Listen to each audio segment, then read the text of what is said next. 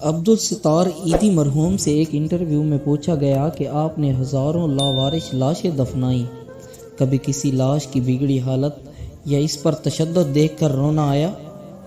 انہوں نے آنکھیں بند کر کے گہری سوچ میں غوطہ زن ہوتے ہوئے کہا، تشدد یا بگڑی لاشوں تو نہیں، البتہ ایک مرتبہ میرے رضاکار ایک صاف ستھری لاش لے کر آئے جو تازہ انتقال کیے بوڑھے مگر کسی پڑھے لکھے اور کھاتے پیتے گھرانے کی لگ رہی تھی۔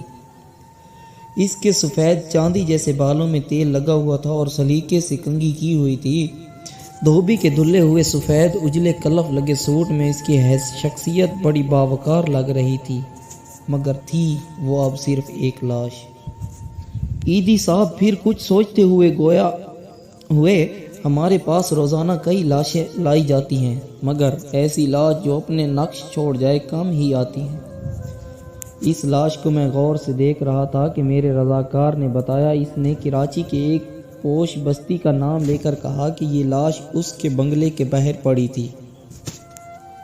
ہم جو ہی بنگلے کے سامنے پہنچے تو ایک ٹیکسی میں سوار فیملی جو ہمارا ہی انتظار کر رہی تھی، اس میں سے ایک نوجوان برآمد ہوا اور جلد بازی کا مظاہرہ کرتے ہوئے ایک لفافہ ہمیں تھماتے ہوئے بولا، یہ تدفین کے اخراجات ہیں۔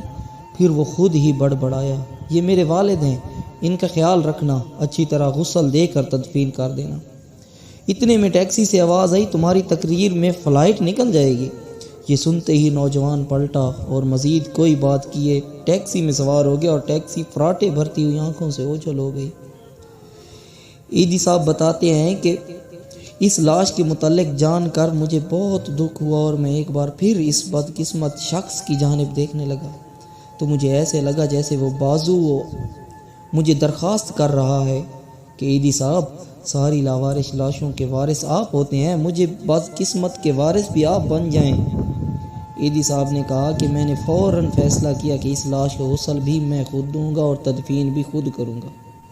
پھر جوں ہی غسل دینے لگا تو اس اجلے جسم کو دیکھ کر میں سوچ میں پڑ گیا کہ جو شخص اپنی زندگی میں اس قدر معتبر اور حساس ہوگا، اس نے اپنی اولاد کی پرورش میں کیا ناز و نیم نہ اٹھائے ہوں گے، مگر بیٹے کے پاس تدفین کا وقت بھی نہ تھا۔ اسے باپ کو قبر میں اتارنے سے زیادہ فلائٹ نکل جانے کی فکر تھی، اور یوں اس لاش کو غسل دیتے ہوئے میرے آنسو چھلک پڑے۔